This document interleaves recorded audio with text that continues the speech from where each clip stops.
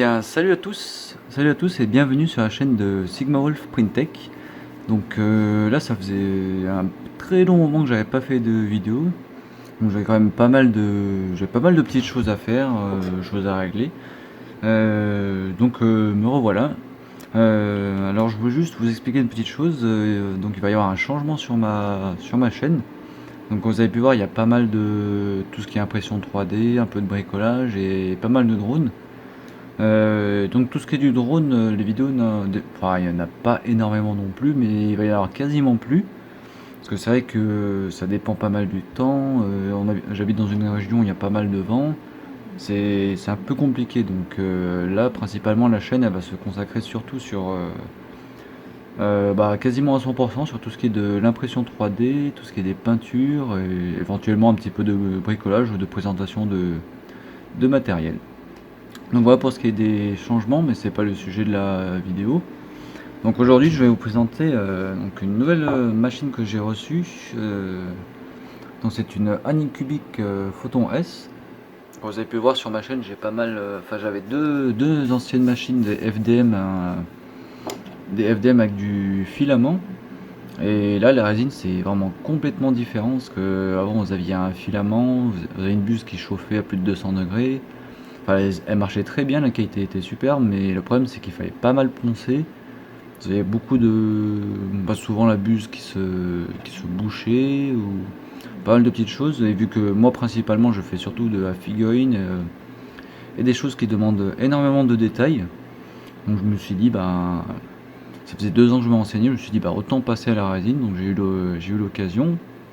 Et, et ça change énormément la donne.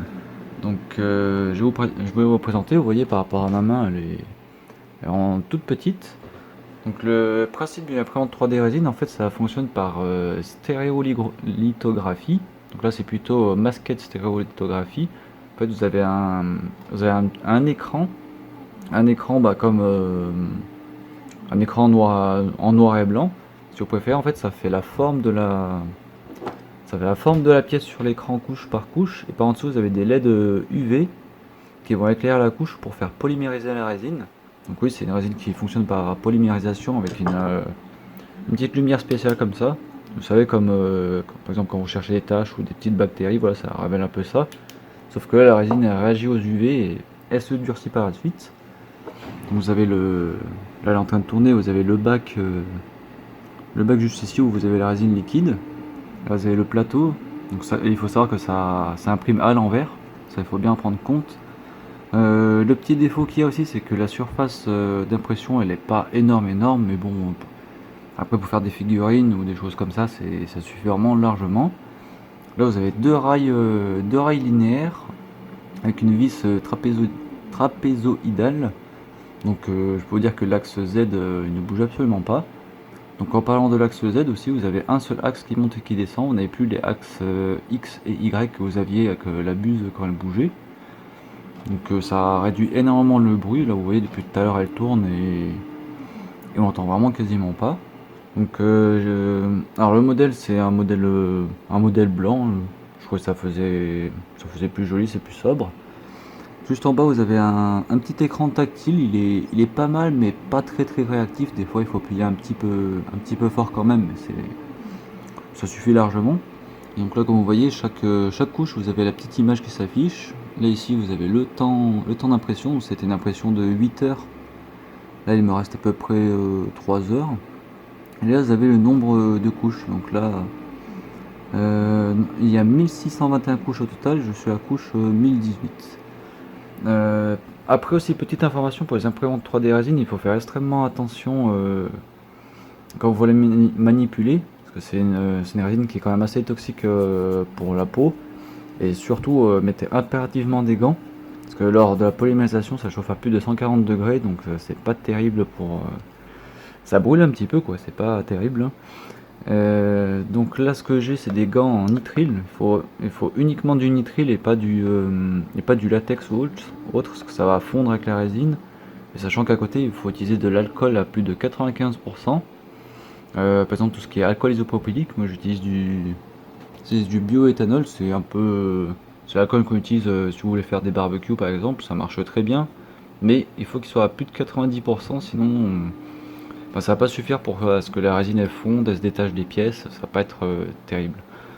Et là ici, alors j'ai un bac à ultrasons, et ça pareil, il faut faire super attention, il faut surtout pas mettre d'alcool directement, sinon vous avez toujours la solution de mélanger de l'eau avec un peu de monsieur propre, hein, c'est pas, ça fait pas de vapeur, ça fait pas de vapeur qui peut brûler. Donc moi ce que je fais, je mets de l'eau au fond et je mets mon pot avec un peu d'alcool et la pièce, et je les mets directement bain-marie, comme ça vous avez vraiment aucun risque. Donc ce que je fais, je sors la pièce, je la trempe dans l'alcool, je la remue un peu, je la passe aux ultrasons, et après j'ai un deuxième petit pot juste ici. Donc c'est de l'eau, c'est juste de l'eau pour rincer l'alcool, et autres résidus de résine. J'utilise aussi un tout petit pinceau comme ça. C'est vraiment très pratique.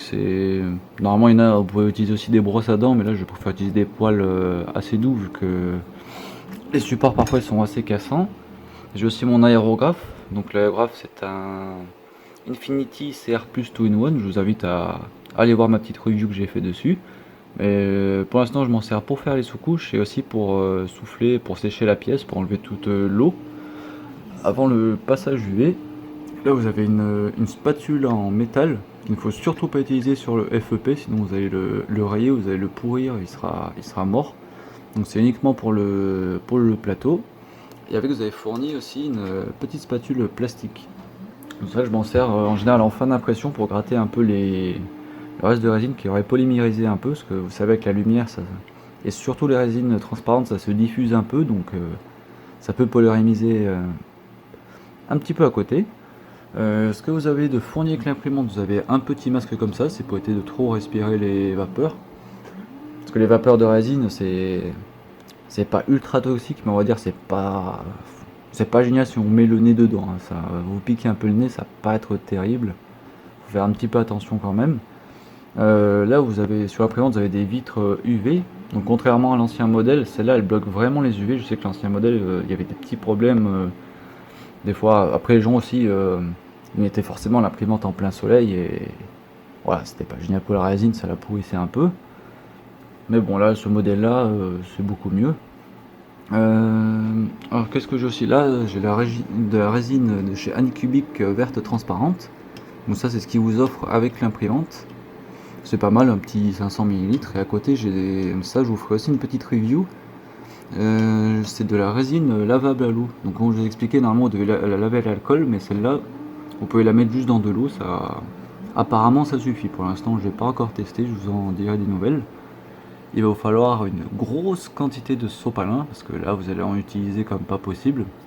Après moi je fais attention à pas trop utiliser non plus, parce que forcément au bout d'un moment, les coûts c'est pas génial. Justement, parlant des coûts, les coûts de la résine c'est complètement différent d'une FDM. Sachant que moi en général j'avais le rouleau de 1 kg, je le payais 25 euros. Là c'est vraiment beaucoup plus cher.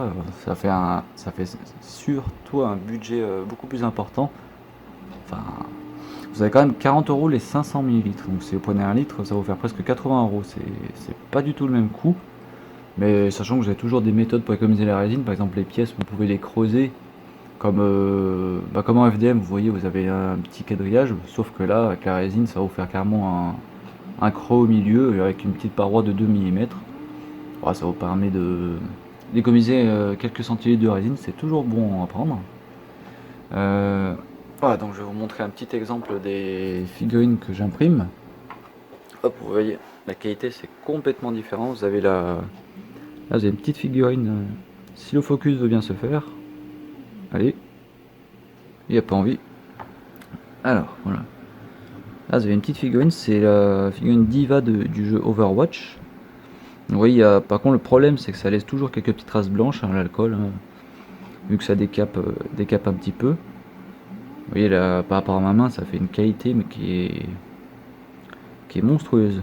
Vous voyez même les détails de l'armure, vous voyez les mains, vous voyez son petit transpondeur qu'elle tient dans la main, vous voyez son pistolet, les cheveux. Ça n'a rien à voir avec une FDM, mais après, comme on dit tout le temps, c'est chacun son utilisation. Si vous préférez faire des pièces techniques, par exemple des prototypes, je veux dire une connerie par exemple pour faire des drones, là le FDM il sera beaucoup plus approprié parce que forcément vous allez casser de la pièce, vous allez en rater, voilà, vous allez avoir plein de petits soucis qui est lié au FDM. Et là, la résine, je vous la conseille pas parce c'est quand même assez fragile, mais surtout au niveau du coût, ça va coûter extrêmement cher si vous commencez à faire des grosses pièces. Donc moi, pour mon utilisation, je fais beaucoup plus de figurines de détails très fins, donc la résine, elle me va beaucoup mieux. Je pense bien que je vais revendre mes FDM derrière. Je pense que ce sera beaucoup mieux. Hop, là vous avez Merci aussi, pareil, de Overwatch. Vous voyez le détail du sceptre. Le sceptre, il fait... Parce que les figurines, elles doivent faire à peu près 30 mm de hauteur.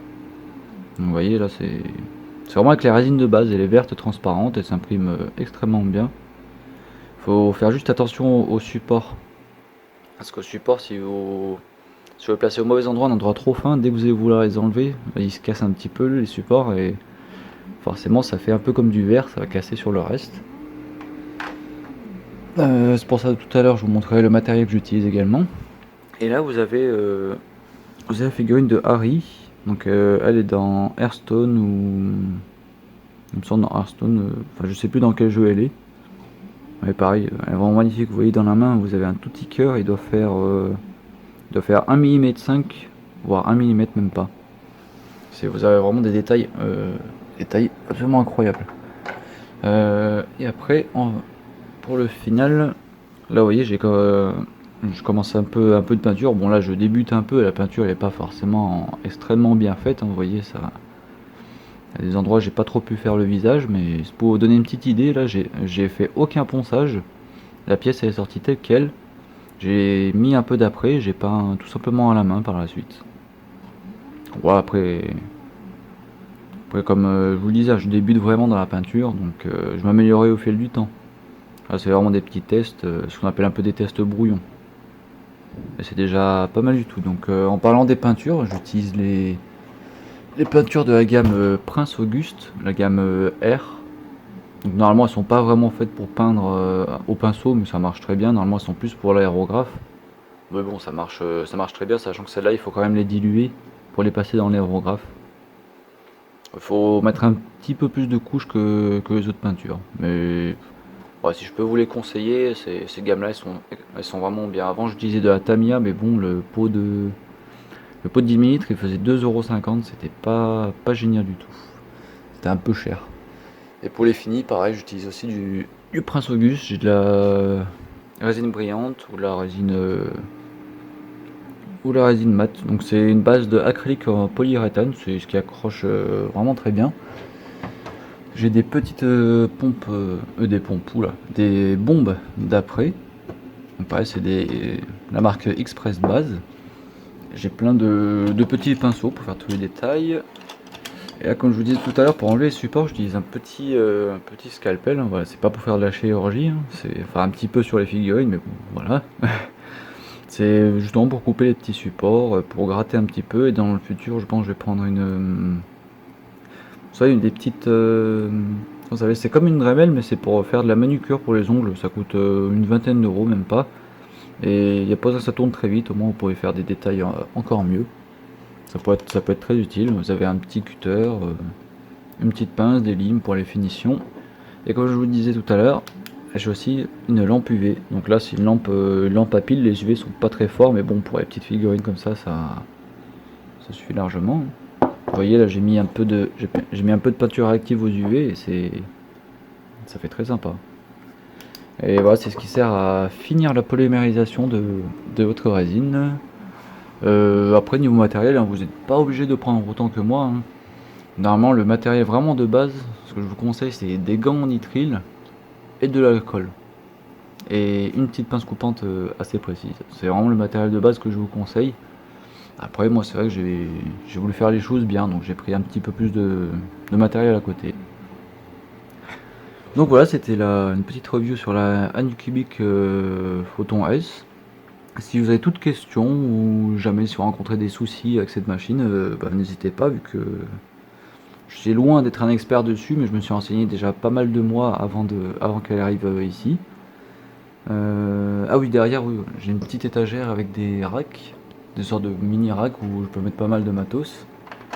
Et oui, petit détail, quand vous recevez la machine, comme je vous ai dit, vous avez 500 ml de résine, vous avez des gants en nitrile, vous avez un petit masque de chirurgien, une spatule en plastique, vous avez différents petits tournevis, tournevis BTR ou Allen, hein, vous les appelez comme vous voulez. Et voilà, c'est le matériel de base, vous pouvez tout à fait commencer avec, il n'y a aucun souci. Il suffit juste de niveler le plateau avec une feuille, mais bon, ça tout est expliqué dans le manuel. Vous avez un film FEP de rechange. Donc les films FEP, c'est ce qu'il y a au fond du bac, c'est un film qui fait un peu comme un tambour, hein, vous tapez, ça fait tonk. Et en fait, il est un peu extensible justement parce que la pièce elle accroche dessus et ça permet qu'elle se décroche sans la casser. Parce que si c'était solide un peu comme du verre, bah, la pièce elle casserait tout de suite. Avec la force de. Ça fait comme une petite ventouse, voilà. Donc j'espère que cette vidéo vous aura plu, n'hésitez pas à me donner vos retours et moi de mon côté je vais essayer de faire plus de vidéos par le futur. Là je peux vous dire je vais pas vous spoil mais j'ai pas mal de petits projets qui pourraient sûrement vous intéresser dans le futur. Voilà, et bien je vous dis à très bientôt à tout le monde et n'hésitez pas pour toute question. Ciao ciao.